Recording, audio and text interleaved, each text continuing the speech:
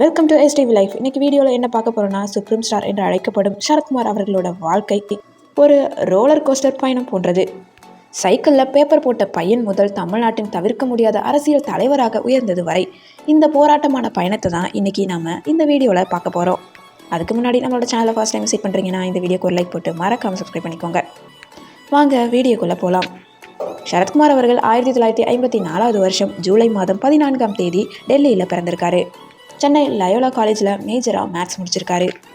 சினிமாவில் வரணுங்கிற ஆசை இருந்தாலுமே ஆரம்பத்தில் இவர் பத்திரிகையாளராகத்தான் தன்னோட வாழ்க்கையை ஸ்டார்ட் பண்ணியிருக்காரு. தினகரன் நாளிதழில் சைக்கிளில் சென்று பேப்பர் போடும் வேலை முதல் ரிப்போர்ட்டர் வேலை வரை பார்த்து கஷ்டப்பட்டு முன்னுக்கு வந்தவர்னே சொல்லலாம். திரையுலகத்தில் இவர் நுழைந்தது ஒரு வில்லனாகத்தான். 1986 ஒரு தெலுங்கு படம் மூலம் அறிமுகமானார். தமிழில் புலன் விசாரணைங்கிற படத்தில் இவர் நடித்த வில்லன் கதாபாத்திரம் மிகப்பெரிய ஹிட் அடிச்சது. அதன் பிறகு சேரன் பாண்டியன், நாட்டாமை போன்ற படங்கள் இவரை ஒரு ஆக்ஷன் ஹீரோவாக மாற்றினது. சூரிய வம்சம் படம் இவரை பட்டி தொட்டி எங்கும் ஒரு சூப்பர் ஸ்டாராக கொண்டு சேர்த்ததுனே சொல்லலாம். சரத்குமார் என்றாலே நம்மளோட நினைவுக்கு வரது அவருடைய கட்டுக்கோப்பான உடல் அமைப்பு தான். மிஸ்டர் மெட்ராஸ் யூனிவர்சிட்டி பட்டம் வென்றவர். இவருடைய இந்த கம்பீரமான தோற்றத்திற்காகவே ரசிகர்கள் இவரை சுப்ரீம் ஸ்டார் என்று அன்போடு அழைக்கிறாங்க. இன்னும் சொல்லப்போனால் சினிமாவை தாண்டி அரசியல்லையுமே முத்திரை பதிச்சவர். 2007 வருஷத்தில் அகில இந்திய சமத்துவ மக்கள் கட்சியை தொடங்கி மக்கள் பணியாற்றினார். எம்எல்ஏ மற்றும் எம்பியாக இருந்து மக்களுக்காக குரல் கொடுத்தவர்னும் சொல்லலாம்.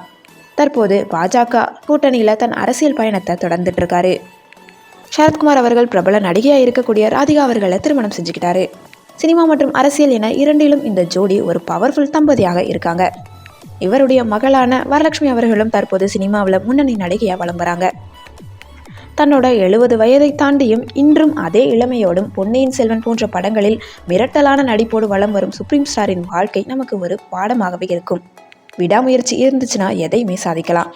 இந்த வீடியோ உங்களுக்கு பிடிச்சிருக்கும்னு நினைக்கிறேன். இந்த வீடியோ பிடிச்சிருந்துச்சுன்னா எனக்கு லைக் பண்ணுங்கள், கமெண்ட் பண்ணுங்கள், ஷேர் பண்ணுங்கள். சப்ஸ்கிரைப் பண்ணாமல் பார்த்துக்கிட்டு இருந்தீங்கன்னா ப்ளீஸ் சப்ஸ்கிரைப் பண்ணிக்கோங்க. தேங்க்யூ ஸோ மச் ஃபார் வாட்சிங்.